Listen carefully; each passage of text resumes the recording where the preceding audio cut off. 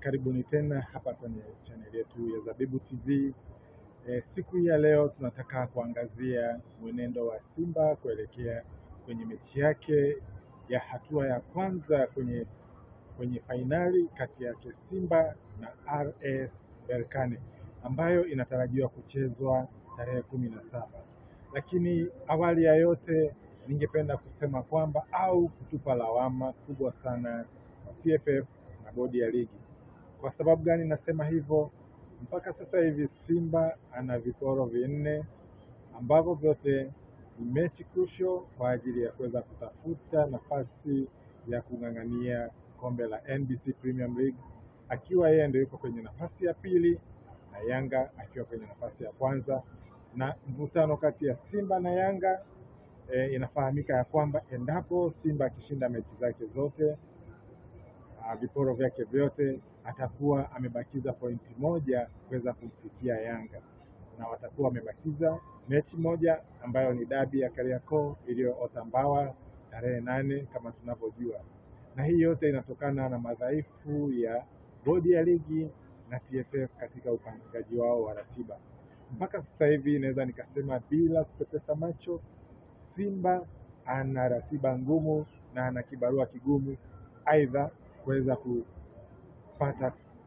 kuweza kushinda kombe la ligi kuu msimu huu wa 2024-2025 au kuweza kuleta kwa mara ya kwanza kwenye historia ya Tanzania kombe la CAF kwenye ngazi ya shirikisho, ambayo yuko kwenye hatua ya fainali, mechi inayotegemea kuwa na msisimko mkubwa na kuweza kuitangaza brand ya Tanzania na Simba mbali sana kimataifa.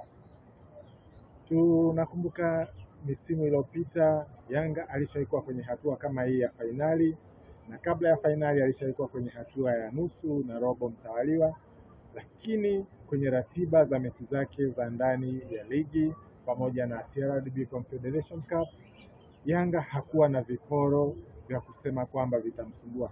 Alikuwa unakuta na mechi moja tu mkononi ambayo akicheza anakuwa hana kiporo, lakini safari hii imekuwa ni tofauti kwa Simba.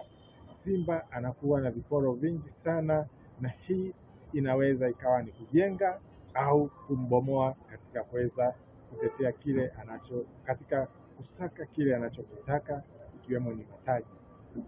Mfano, Simba ana mechi 4 mfululizo kuanzia tarehe 2 hadi tarehe 11, na hizi mechi zote ni za kwenye ligi kuu. Mechi hizi ni lazima acheze kwa nguvu ili kuweza kujihakikishia nafasi ya pili au ya kwanza na kutoa kombe la NBC Premier League. Lakini tujiulize, sawa, ana mechi hizi 4 za ligi kuu ambazo ni tough, kwa sababu kuna timu ambazo zinaogopa kushuka daraja, kuna timu ambazo zinahitaji kuwa kwenye nafasi nzuri. Kwa hiyo lazima iwe ni mechi ya kukata na shoka. Kwa hiyo katika mechi hizi Simba lazima acheze kwa nguvu zake zote, lazima kama ni rotation ajue anafanyaje ili kuweza kujihakikishia nafasi nzuri, na pia akiwa anaangalia mechi ya fainali kati yake yeye na RS Berkane. Sasa inakuwaje hivi? Tarehe 2 Simba anakutana na Mashujaa, ambapo Simba yeye atakuwa ni mwenyeji. Tarehe 5 Simba anakuwa ugenini, ambapo atamenyana na JKT. Baada ya tarehe 5 kuna mechi tarehe 8 ambapo Simba atakuwa tena ni mwenyeji akiwa anachuana vikali na Pamba. Alafu tarehe 11 Simba atakuwa ni mgeni atakapokuwa anakabiliana na KMC. Baada ya tarehe 11 ndipo Simba atakapokuwa na maandalizi ya siku karibia 6 ili aweze kukutana na RS Berkane kwenye mechi ya kwanza ya hatua ya fainali.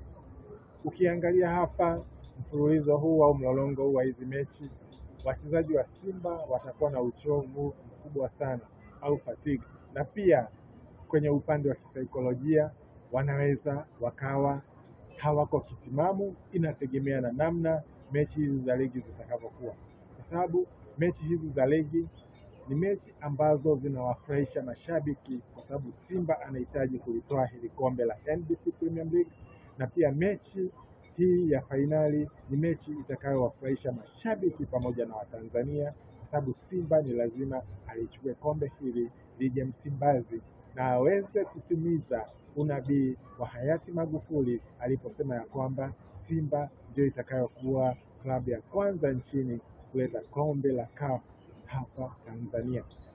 Kwa hiyo TFF mnatakiwa mjitafakari sana, zaidi ya kujitafakari.